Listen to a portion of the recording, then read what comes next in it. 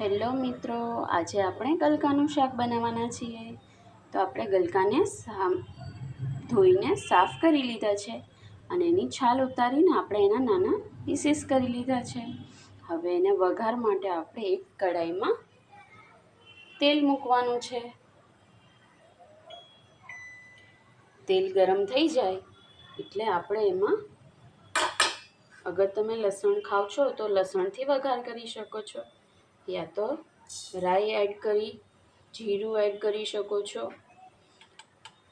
સ્વાદ મુજબ હળદર એડ કરી શકો છો.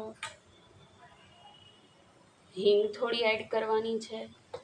આ બધું થઈ જાય એટલે આપણે એમાં ગલકાના નાના નાના પીસીસ કરેલા છે જે એ આપણે એડ કરી દઈશું. ઓકે, આપણું રેડી છે.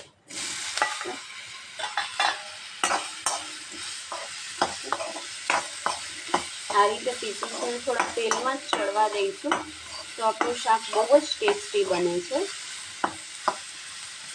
અને એમાં સાથે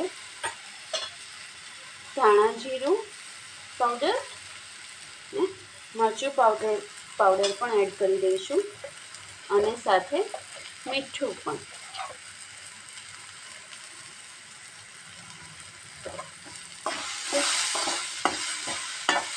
આ રીતે કર્યા પછી 2 મિનિટ આપણે હલાવીશું અને એને એના જ પાણીથી આપણે એને ચડવા દઈશું થોડીક વાર. એટલે આપણું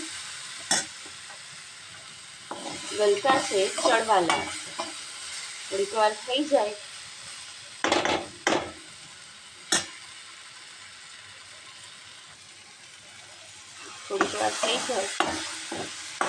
એટલે આપણે એને થોડીક વાર ઢાંકીને થવા દઈશું. ઢાંકીને 2 મિનિટ જેવું રહેવા દઈશું. પછી 2 મિનિટ રહેવા દીધા પછી આપણે એને ફરી આ રીતે ખોલીને જોઈ લઈશું અને પછી એની જાતે જ આ પાણી એમાંથી છૂટવા લાગે છે તો બહુ સરસ રીતે ચડી ગયા છે આપણા ગલકા. હવે આપણે એમાં એડ કરીશું થોડું પાણી, જે આપણા ટેસ્ટ મુજબ આપણને જે રીતે પાણી શાકમાં જોઈતું એ પ્રમાણે નાખવાનું છે. અને 2 મિનિટ આ રીતે ચડવા દઈશું અને પછી આપણું શાક તૈયાર છે. આપણે કોથમીર સાથે